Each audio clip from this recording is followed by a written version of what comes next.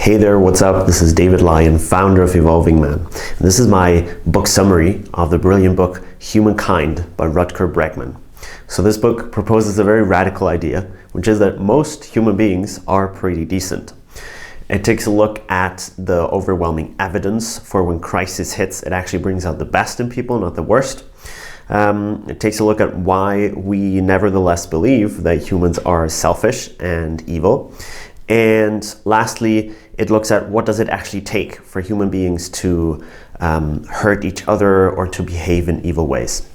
So let's start with the first point, which is what actually happens when crisis hits. And so the book starts with a scenario, and I'm going to ask you the same question, which is, imagine that there's an airplane that has an emergency landing. It lands, it crashes into three parts. There's smoke that fills up the cabin and people realize, okay, we need to get out of here. And so on planet A, what happens is that the people turn to their neighbors, ask if they're okay. The elderly and those who need assistance are being helped out. And people are even willing to risk their own lives so that other people can get out first. So that's planet A. And planet B is same scenario. But on this planet, what happens is people just try to get out as quickly as possible, and those who are unable to take care of themselves, who are too slow or who cannot move by themselves, get trampled over, so do children and so on. So now the question is, what do you think? On which kind of planet do we actually live on? And so according to the professor of social psychology from the Netherlands, from whom this is, who Bregman quotes, he says 97% of people believe that we live on planet B. So the planet where everyone just takes care of himself and those who cannot leave the airplane by themselves get trampled over. And only 3% believe we live on planet A. And that there's no correlation to whether your political views are left-wing or right-wing, or you're Christian or Protestant, blah, blah, blah, blah, blah. It doesn't matter. Most people think we live on planet B. Now, interestingly, the overwhelming evidence says that we actually live on planet A. And that's been clear ever since World War II. And Bregman even says he doesn't know of any other finding in social behavior and social psychology that is backed by so much evidence than the fact that when crisis hits, people become cooperative, collaborative, and support each other, and it brings out the best in people. So how come then that we tend to believe that humans are selfish? So Bregman says that there is a persistent myth that humans are selfish, aggressive, and quick to panic. And he quotes Dutch biologist Frans de Waal, who calls this the veneer theory, a veneer being like a thin covering. And so he says, the theory says that humans have this thin veneer, this thin covering of being civilized that can crack open anytime. Now, furthermore, Bregman mentions the media, and he says, well, the media, according to many studies, are actually a mental health hazard.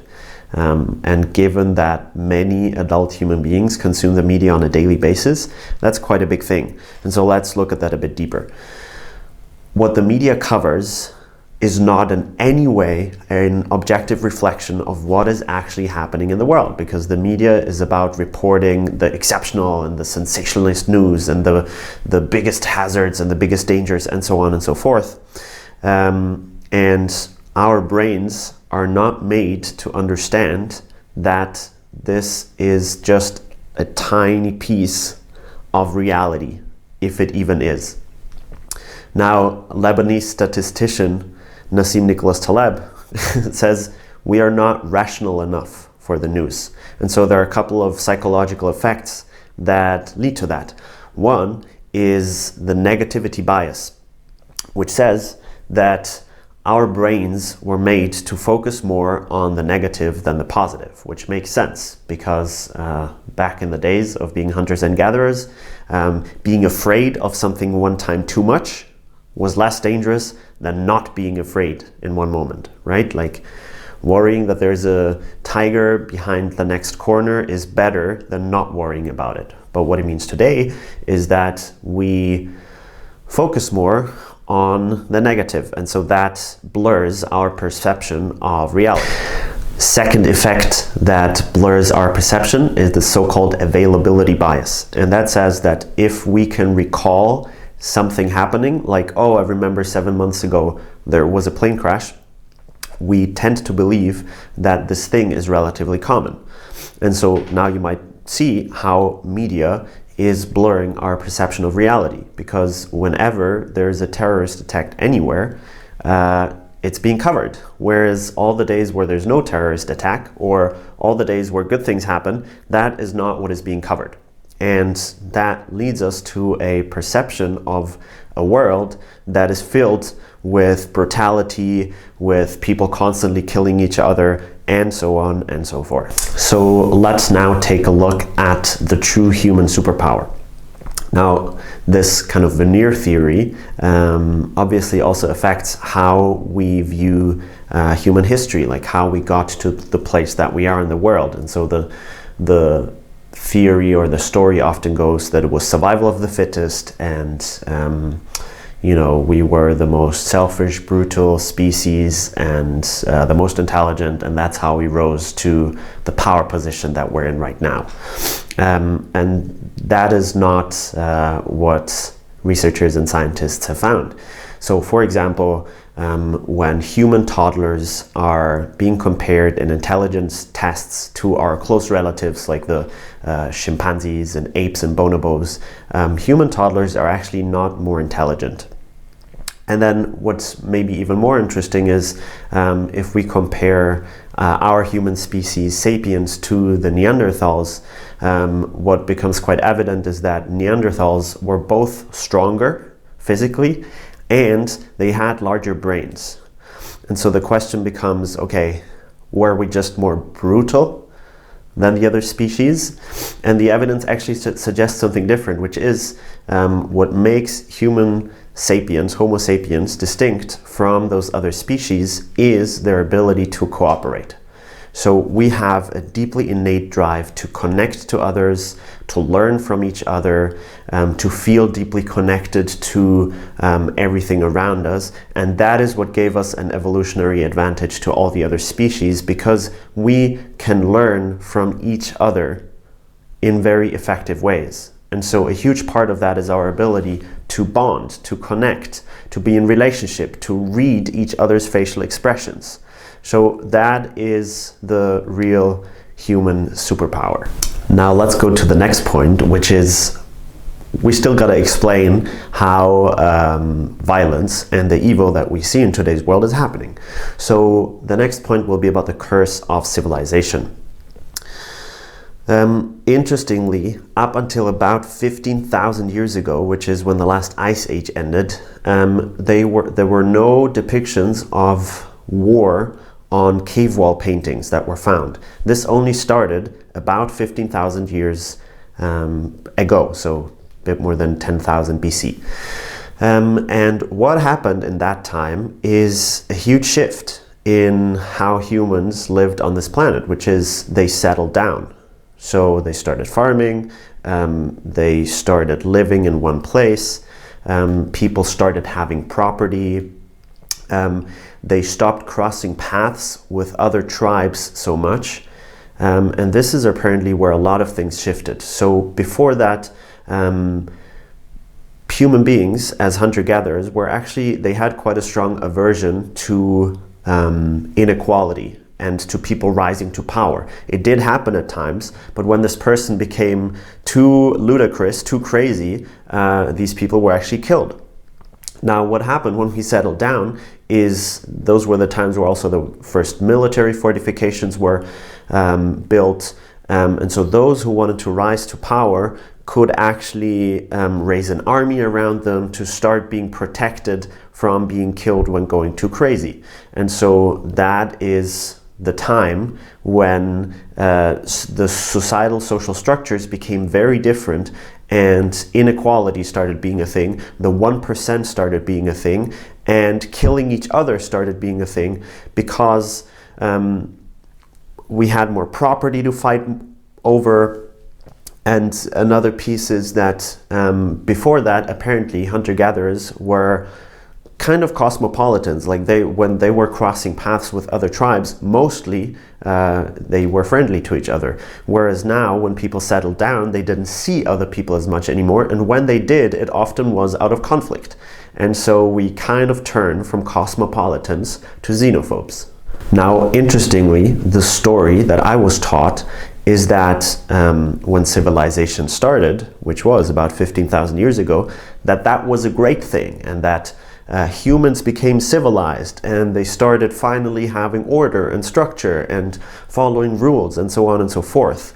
And this is quite interesting because, for example, Benjamin Franklin, there's a quote by him where he basically says, when civilized white people got captured by so-called barbarians and then they were released again, they took the first moment to run back into the wilderness. They didn't want to go back to their civilized societies. And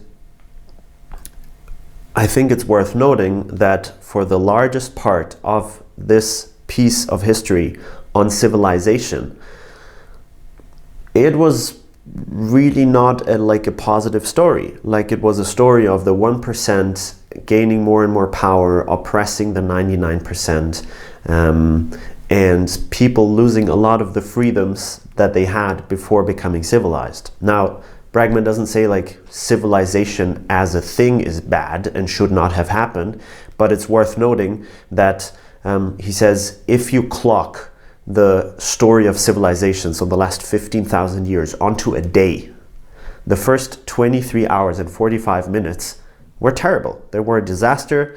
There were so many outbreaks of diseases and wars and so on and so forth. And only in the last 15 minutes, which would be about 200 years of these 15,000 years, does it start to look like a good idea? Does it start to look like we're taking care of more and more of the people who are part of this, not just the 1%?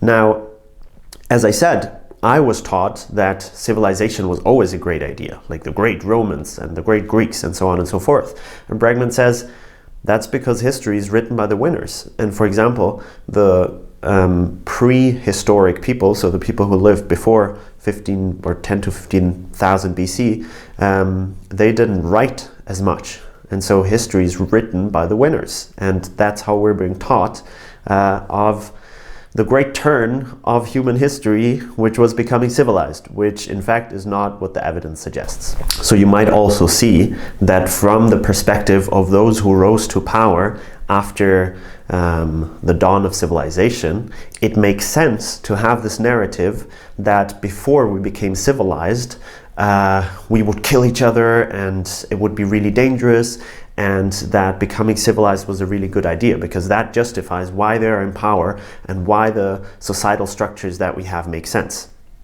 Now, let's actually look at why do humans turn evil. So if we accept that the veneer theory, the theory that we just have a thin covering of being civilized and behind that we're brutal and selfish and so on, if that's not true, how can we explain the terrible things that happen, such as 2 world wars and people murdering each other and so on and so forth? So for that, let's look at some of the most famous experiments, social psychological experiments that were conducted in the 50s and 60s. So after World War II, where the incredible evilness and brutality that humans are capable of through the machinery of the Nazis became so evident, scientists, researchers became very keen on discovering what actually makes humans turn evil and what makes ordinary humans turn evil. So not just the psychopaths, but ordinary human beings like you and I. And so in these 50s and 60s, there were a set of experiments done that up until today form our understanding of human evil nature and how quickly, how easily good regular human beings turn evil. And so I want to take just as an example the Stanford prison experiment. So that's probably the most famous one. Maybe the Milgram shock experiment is another very, very famous one, and there were a couple of others. But let's just take this as an example, and because Bregman really takes apart the evidence that is being found in these experiments. So the Stanford prison experiment was conducted by a team of researchers around Philip Zimbardo, a social psychologist, and he invited a group of psychology students into a mock prison experiment, and they were divided randomly into prison guards and prisoners. And the experiment was conducted, and after 6 days it had to be abandoned because the prison guards became so brutal.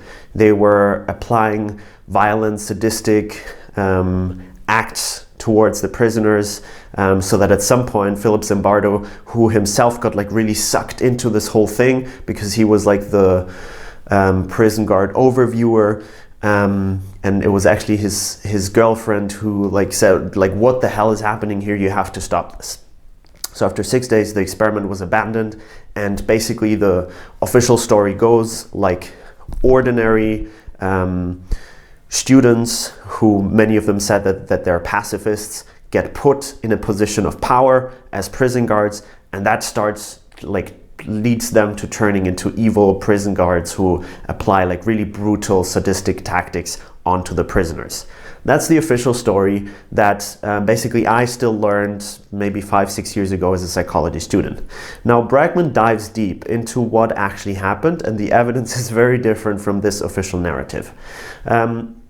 Apparently Zimbardo actively encouraged the prison guards to behave in violent ways. Like, he encouraged them to be sadistic. He encouraged them to dehumanize the prisoners, and so on and so forth. And there was one other prison guard who had experience, who had done a similar experiment himself, and who was kind of assigned the role of making sure that the other prison guards would behave in sadistic ways and even call them out if they were not doing that.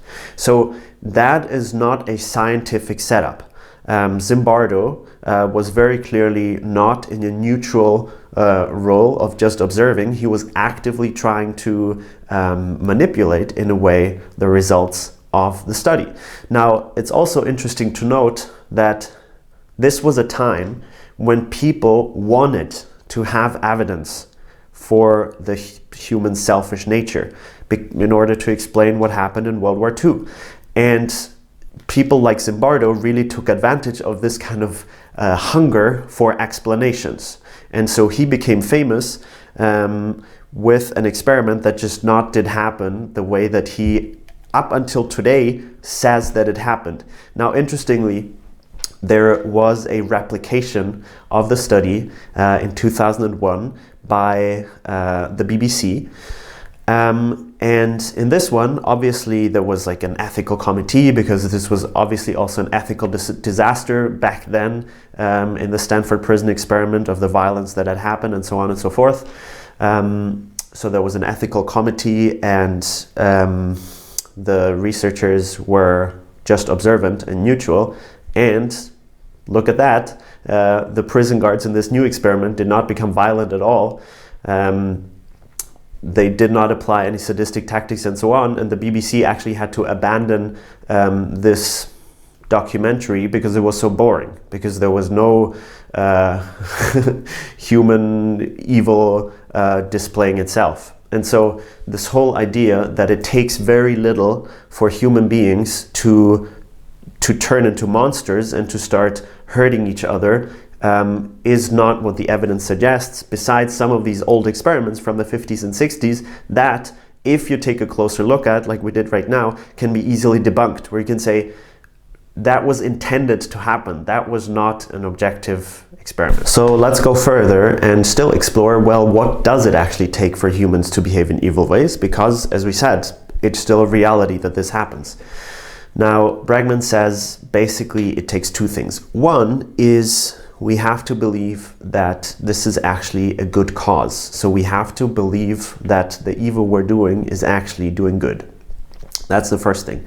And the second thing is humans need to be gradually indoctrinated into behaving in evil ways towards each other. So if you would just ask someone to punch someone else or to kill someone else, they would never do it. We have a really strong aversion to inflicting violence on each other.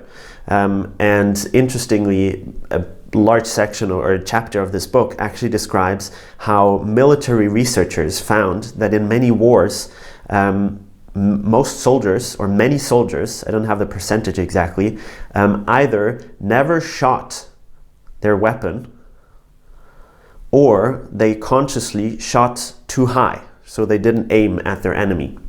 And so when military researchers found that, after World War II, they took a big effort to indoctrinate, this was in the US, to indoctrinate the soldiers before they went to the Vietnam, so that they would actually shoot at their enemies. And so there was a lot of propaganda in training. The soldiers didn't, like, they stopped shooting just at you know, these like neutral circle marks, but they started shooting at actual human depictions of the Viet Cong, and they were there was a lot of propaganda on like what the Viet Cong, like how bad they are and so on and so forth. And after that, the US soldiers shot a lot more of their enemies and committed a lot of atrocities in the Vietnam. So, which is to say, humans don't by themselves just inflict violence on each other. It takes a gradual process for us to almost become numb to the violence that we're inflicting. Okay, so let's now look at the last point, which is how power corrupts. So that's an interesting part of what Bregman describes, which he says, when people are being brought into positions of power, that really changes their perception. And one thing that happens is they start feeling less connected to the people around them, and they actually appear to be less empathic. So there was this one study done about mirror neurons, right? Like when I observe something happening to you, there are mirror neurons in my brain firing as if it was happening to me. That's like a very human thing, but for people in power, this effect is actually diminished. And so that leads to people in power being less empathic to the people around them, feeling less connected to them. So they start, so basically power starts being this anesthetic that makes them feel less connected, less empathic, and so on and so forth, less of those human qualities that we explored. And then those people in power assume that this is not just them, but this is everybody, right? So they assume everybody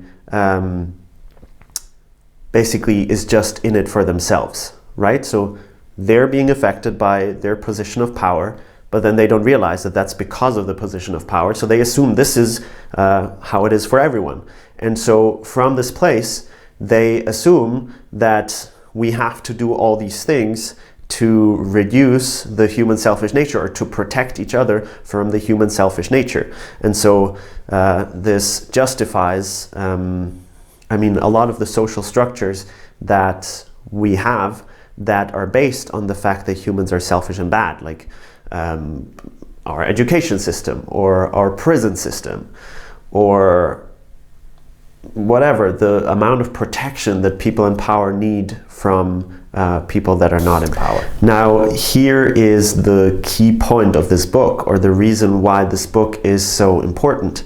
Bregman says, our view of human nature has become a self-fulfilling prophecy. See, the more that you and I believe that human beings are bad, the more we are going to act in selfish ways too. Because if I don't trust that others are in solidarity with me and are willing to cooperate, if I believe that they won't, then I won't either. And the other piece is that this perspective that we have on human nature, it lets us off the hook in a way, because after everything we've explored now in this video, in the summary, it becomes kind of obvious that since there are quite a lot of people in our society who are behaving in violent ways, we have to question a lot of the structures that we've built, that apparently they seem to be leading to people behaving in really violent ways. So if we stop believing that, well, that's just how humans are, but if we start seeing, well, it actually takes quite a lot for humans to behave in that way, we have to question so much of what is happening in our current society. And so for the people in power, that is obviously not supportive. They prefer to maintain the status quo and to maintain staying in power. So what can we do against all of this? What can we do to change this current narrative? What can we do to get out of the self-fulfilling prophecy that humans are selfish and evil by nature? So Bregman says one thing that we need to understand is that it's very challenging for Homo sapiens to stand up to a group. So if there's a group doing something and you feel like this is not right, it's very challenging for us to stand up and to say that, because evolutionarily this was very dangerous, being kicked out of the tribe meant death. And so practicing going against the group when you feel like this is the right thing to do is an important thing. And the other thing is, since there is so much othering happening, since there's so much, well, the other people out there, those are the bad ones, the foreigners are the bad ones, the so-and-so are the bad ones. What we need to do against that is to get in touch with each other, because as soon as human beings are in communication with each other, they realize how alike they are, and their innate instinct to support each other kicks in. Whereas if there is a lot of distance between us, if we never talk to the enemy, it's very easy to believe in whatever we were told about them and then to behave in ways that are really unjust and unhuman. So that is my summary of Humankind by Rutger Bregman. Now there's one last piece that you might want to check out, which is at the end, he writes about 10 rules to live by. So how can we live in this world? What are kind of what are maybe reminders for us to live in a way that we remember that the human nature is one of collaboration and cooperation? And I've actually put them into the accompanying document. So find the document somewhere around this video and check out the 10 rules to live by. I think you're going to enjoy them. Thank you so much for watching this.